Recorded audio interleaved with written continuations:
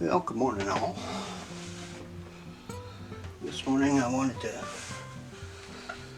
show people how you could make some photo books at home. It's really not that difficult to do if you got the right stuff to do it. I use some things that I purchased from Spiral.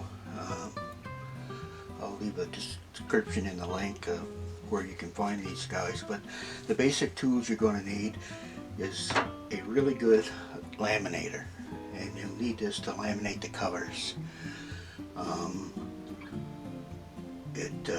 You heat this up to 140 degrees, and you can change the motor in there where you can go through at the setting on 3 and run it through. I run it through a couple of times just to make sure it's working okay. Another thing you'll need is a jig, and that helps you put the book together. And you need a roller, which is very cheap.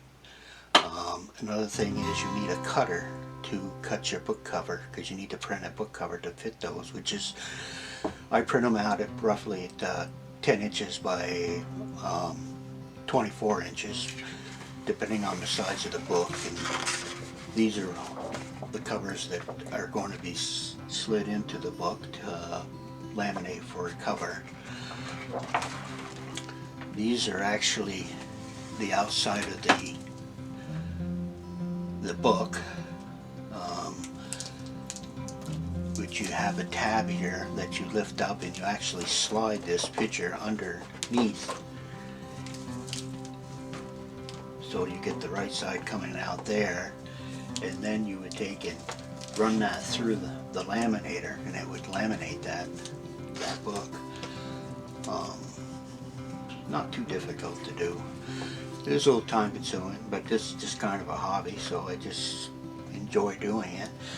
And these are called pinch books, and this is actually the insert of the book, which when you put this in, the covers are going to have a nice black cover. And this is just a piece of paper. These are actually glued onto the inside of the book cover. And when this is done, you can actually open the book up and slide your pictures in. It's not too difficult to do, and a little practice. I had a paper cutter that I was using, but it only went to 18 inches, so I did end up getting the 24-inch cutter to do the book covers, because I like the landscape style. I know if you guys send your books out to be done, and what I find sometimes it can cost as much as $60 to get them to print them. Well, that's a lot of money for me anyway, so I wanted to come up with a way to do it so I could do my own and get a little enjoyment out of doing it as well. Sometimes I get a little discouraged. Things don't come out just the way I thought they would, but that's all part of what you're doing.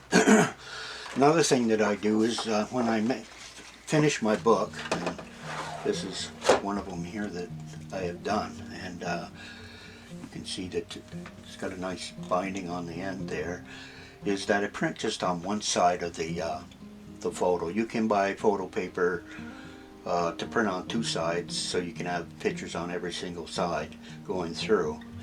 And I buy this paper by the roll, a 10-inch roll by, I forgot how many feet long it is, but it's quite a bit, and it's not too expensive. This other, you can see, they come out pretty good actually, you know, and going through.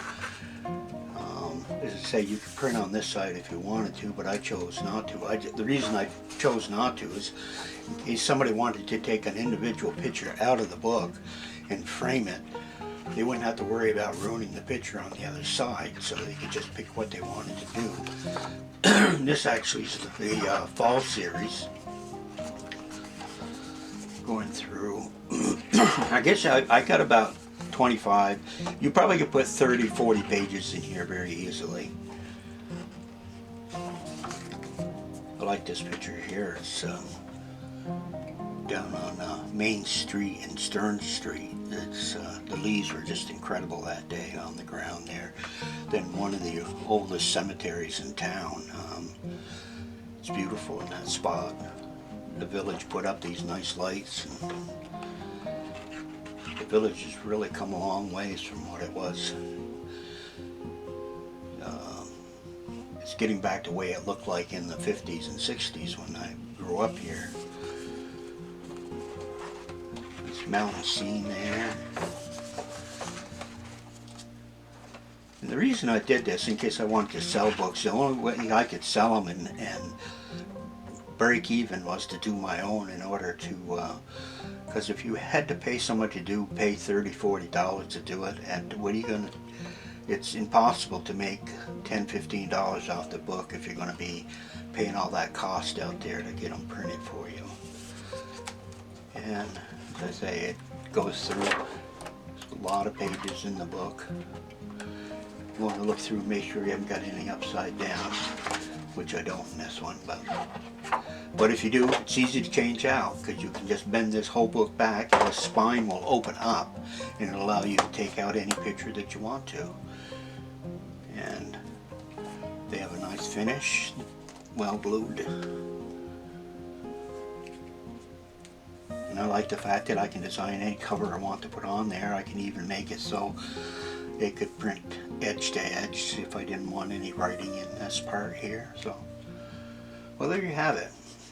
Another little hobby that I do during my retirement years. If you guys want to say that I don't have any connection with Spyro, but I will put the link in where I buy it. I think a case of these books runs about a little over $50. So that's $10 a book.